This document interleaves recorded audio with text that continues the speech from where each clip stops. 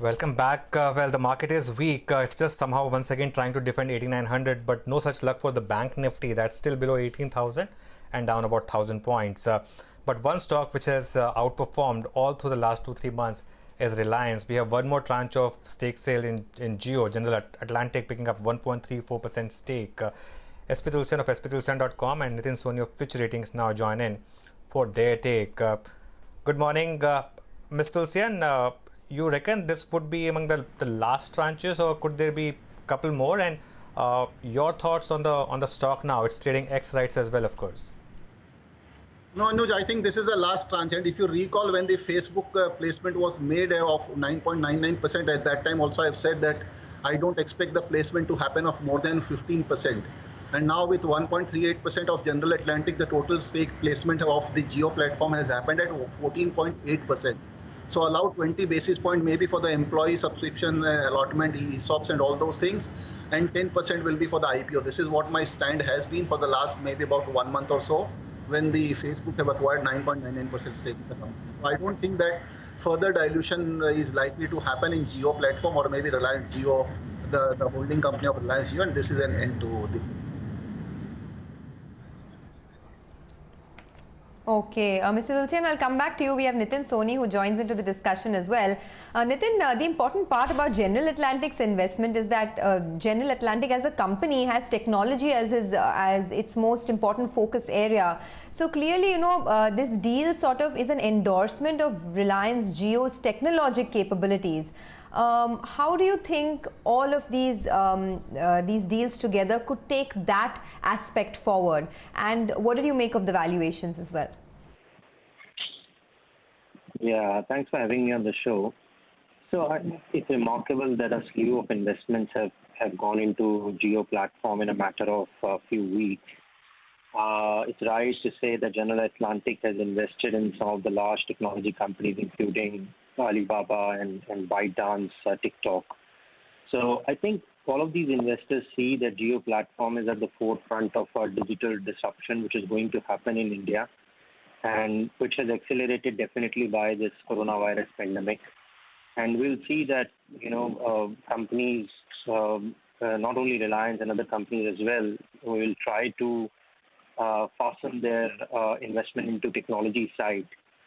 On Reliance, I think, we have been saying that these string of investments will enable it to improve the local currency issuer default rating, which is on a BBB flat on a positive outlook. And we may upgrade the rating if net adjusted debt to EBITDA come down below 1.5x, which looks very likely now with 5.7 billion from Facebook, 750 from Silver Lake, and 1.5 billion from Vista Equity Partners, and another, this investment from General Atlantic. And I think what I will add that, this is the first time in FY21 Reliance will generate positive free cash flow. First time since FY13.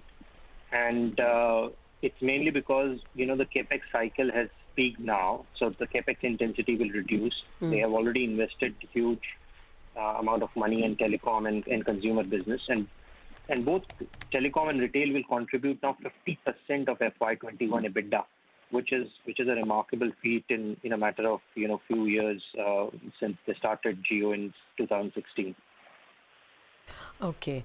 Mr. Tulsian, good morning.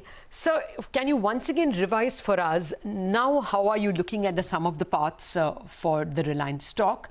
And for the platform's bit, do you think there is more headroom for valuation improvement when you compare globally similar stocks? Lata, let's come take the sum of the part valuation. Now you have the Jio platform valuation very clear in front of you. 5,15,000 EV, that is pre-money, or maybe 4,91,000 without that is the cash equity valuations.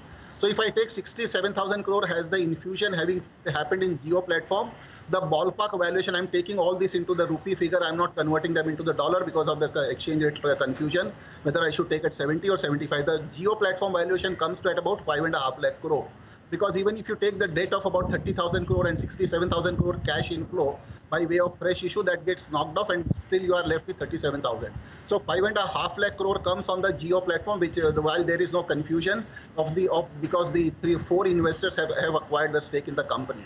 Now coming on the superiority of the Jio platform, the moment Facebook has acquired it, and Facebook being a social platform, they were very keen or eager to create their own network infrastructure, which they've got in the form of the Jio platform. And if you come on the 3 investors having made investment in Jio platform, that is Silver Lake, Vista and General Atlantic, in fact all 3 are tech-oriented P investors. So again, I don't think that one has to really understand and accept the superiority of the Jio platform on the technological front, and that is seen to be acceptable. Now come on the IPO. I'm again speculating and taking a call that by March 2021 you will be seeing the IPO of Jio platforms coming in, and that may give a valuation of closer to about 6 lakh crore, because if the present valuation stands at 5.5 lakh crore, I don't see any reason for the 10% dilution not to happen below 6 lakh crore. And if that happens, whether that comes by fresh issue or by OFS, difficult to take a call. But I am speculating that probably Reliance Industries will move ahead with the OFS of 10%, and that will give them an amount of maybe about 60,000 crore or 50,000 crore or 55,000 crore, whatever,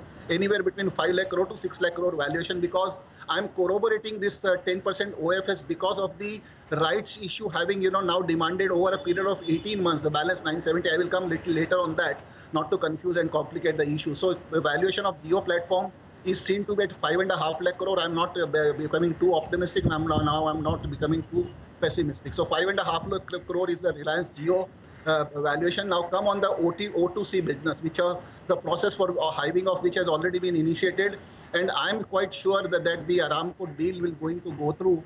Earlier indications came in at $75 billion valuation when the dollar was at about $70 per rupee, 70 rupee per dollar. Now, if I take the valuation getting shrunk, definitely the O2C business valuation have shrunk. I'm taking that at about maybe $60 billion. Now, if you take $60 billion, that is giving you a valuation of about 4.5 lakh crore.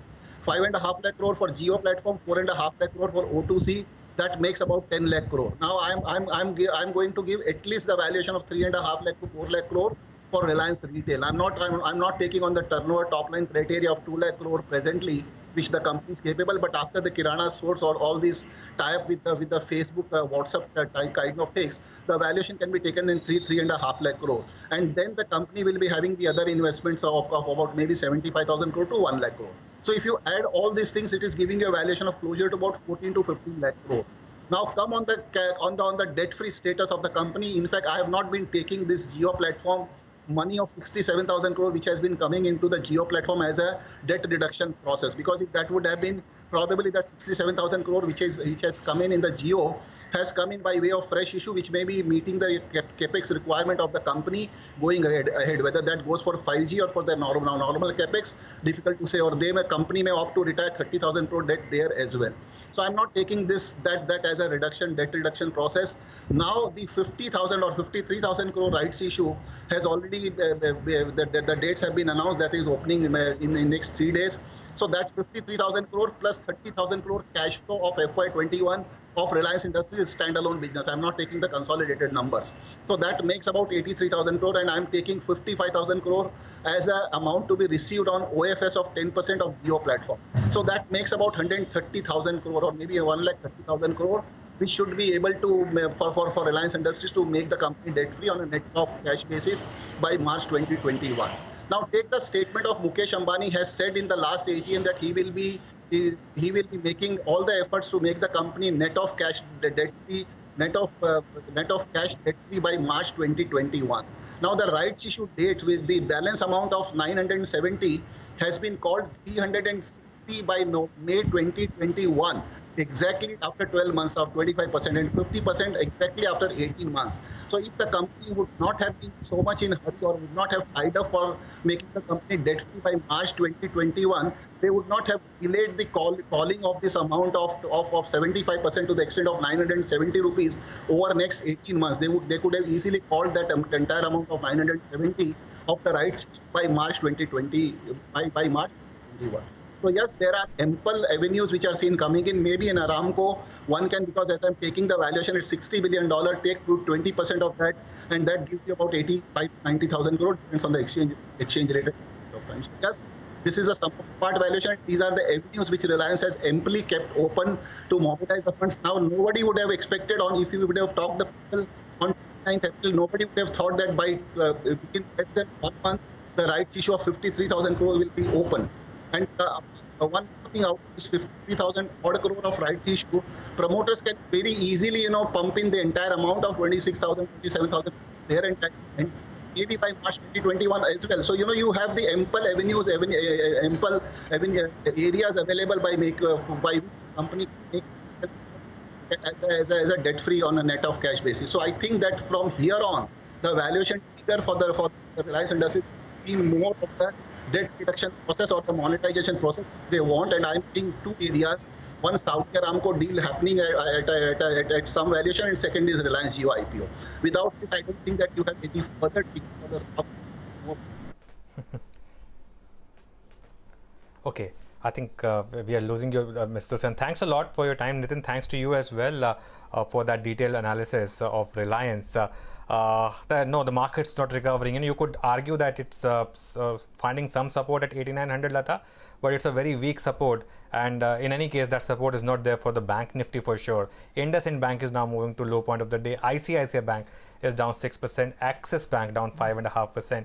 This is a bit of a breakdown that we have seen today. Oh, yes, indeed. Thank you very much, Anuj.